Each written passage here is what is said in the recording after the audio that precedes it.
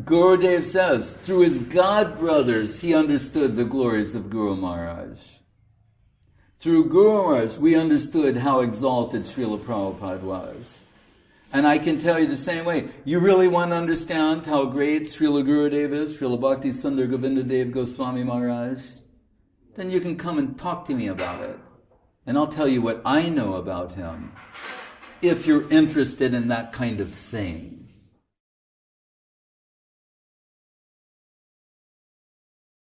But if you're interested in the 10 Commandments and what you think is chiseled in stone, and some imaginary Govinda Maharaj, the Govinda Maharaj of your imagination, you want to offer the mind's bananas to the Govinda Maharaj of your imagination, then as Guru Maharaj would say, let them dance with their foolish tendency.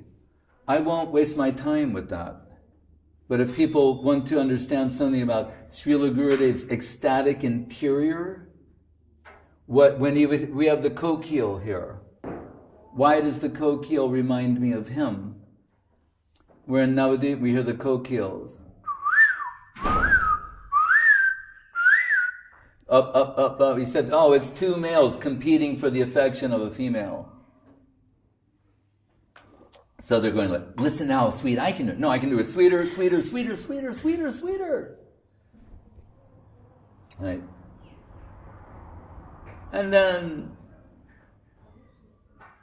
I'm thinking, oh, Goswami, like the Kujat Kokila Hamsa Sarasadana, Kire Mayura Kule of Srinivasacharya.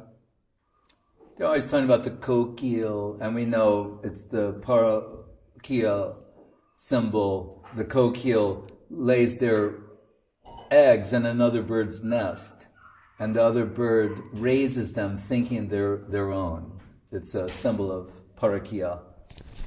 Anyway, and then Gurudev says, he quotes this, Jaimini iti, Jaimini jopati, sabhishan kalanadam. Kurvati kila ko kila kila kula haladam. And then he says, Radharani jap. She's going, Jaimini, Jaimini, Jaimini, Jaimini, Jaimini. Why is she chanting the name of Jaimini? Because generally we know the sound of the kokil is like liquid sweetness.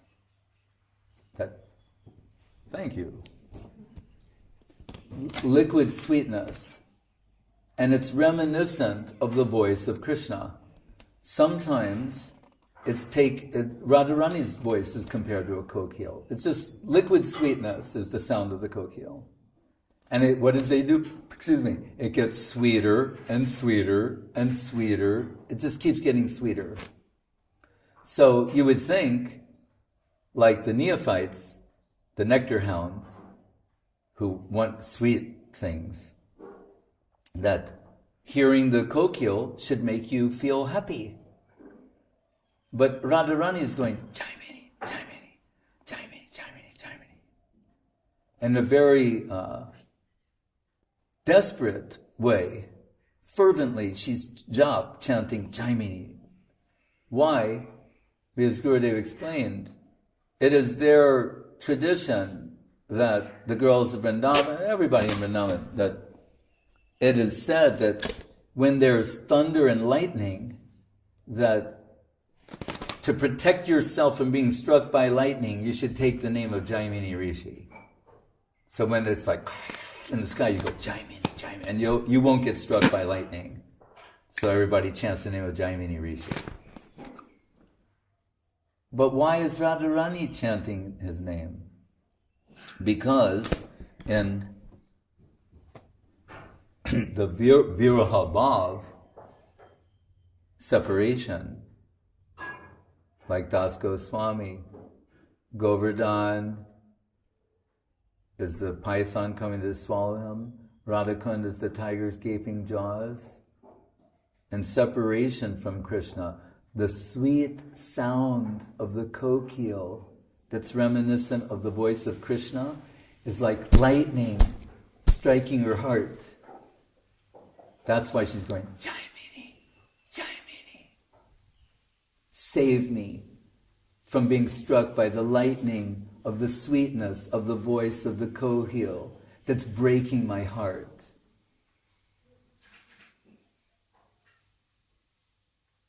That is Srila Bhakti. That is like just Srila Bhakti Sudhir Govinda Dev Goswami Maharaj between snacks.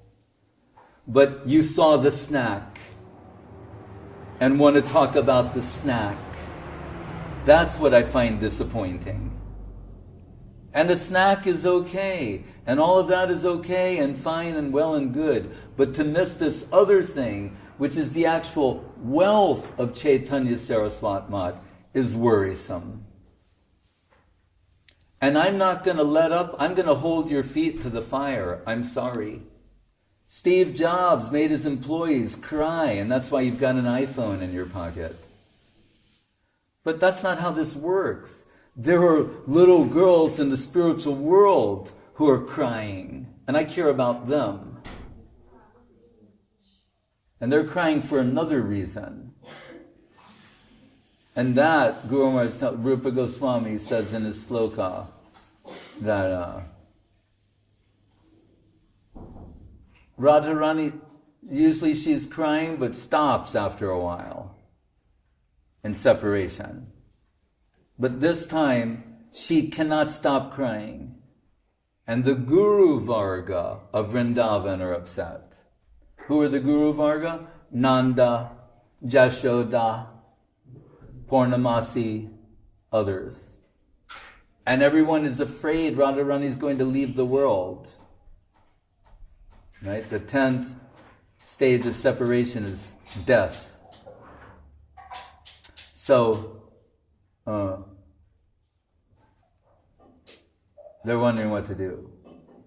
And Chandravali, her chief competitor, she comes and admits that Radharani is superior.